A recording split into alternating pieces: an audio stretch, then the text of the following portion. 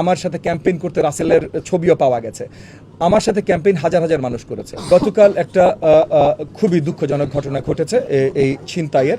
এই ছিনতাই হওয়ার সঙ্গে সঙ্গে যখন এটা সম্বন্ধে আমি জানতে পারি, আমি ইমিডিয়েটলি আপনার দায়িত্বপ্রাপ্ত থানা আদাবর থানার যিনি এখন দায়িত্বপ্রাপ্ত ওসি আছেন, কারণ মেইন ওসি ছুটিতে আছেন, আগামীকাল আসবেন, দায়িত্বপ্রাপ্ত ওসির সাথে কথা বলি, ডিসির সাথে কথা বলি। গতকাল রাতেই মেইন আসামি একজন নাম রাসেল নামক একজন, রাসেল সহ আরও 4 জনকে ইতিমধ্যে অ্যারেস্ট করা হয়েছে।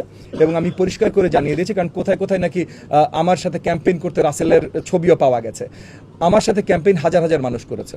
অনেক দুষ্ট মানুষ হয়তো করেছে দেখানোর জন্য, আমার সাথে একটু ছবি তোলার জন্য, যে দেখাবে যে এমপি সাহেবের কাছের আমি। না ভাই, আমার কোনো কাছের লোক নাই, আমার কাছে শুধুমাত্র জনগণ। এবং আমি রাতে ইমিডিয়েট ওসি সাহেবকে এবং ডিসি সাহেবকে জানিয়ে দিয়েছি যে তাড়াতাড়ি, যত তাড়াতাড়ি সম্ভব অ্যারেস্ট করেন।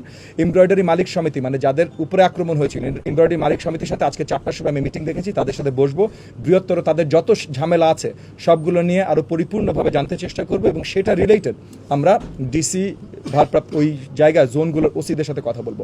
এবং ইতিমধ্যে আপনাদেরকে আরও জানিয়ে রাখি যে আদাবর থানা, মোহাম্মদপুর থানা, শেরেবাংলানগর থানা এবং আপনার ওই হাজারীবাগ থানা, হাজারীবাগ থানার কিছু এলাকা আমার এরিয়াতে পড়েছে। এই 4টা থানার ওসিদের সাথে ইতিমধ্যে কথা বলেছি যে তাদের আরও পর্যাপ্ত পরিমাণে শক্তিশালী হতে, কারণ আর্মি ক্যাম্পগুলো সরে যাচ্ছে, শক্তিশালী হতে কি কি প্রয়োজন তারা আমাকে তালিকাভুক্ত করে জানিয়েছে। তাদের লোকজন কত প্রয়োজন, গাড়ি কত প্রয়োজন, কি কি কত প্রয়োজন, এগুলো ইতিমধ্যে আমরা কমিশনার অফিস এবং আইজির অফিসের সাথে কমিউনিকেট করেছি। কমিশনার অফিস আমাদেরকে, মানে ডিএমপি কমিশনার অফিস আমাকে অ্যাসিওর করেছে যে এর ভিতরে অনেকগুলো জিনিস তারা খুব শীঘ্রই এই থানাগুলোতে পৌঁছে দিতে চেষ্টা করবেন। এবং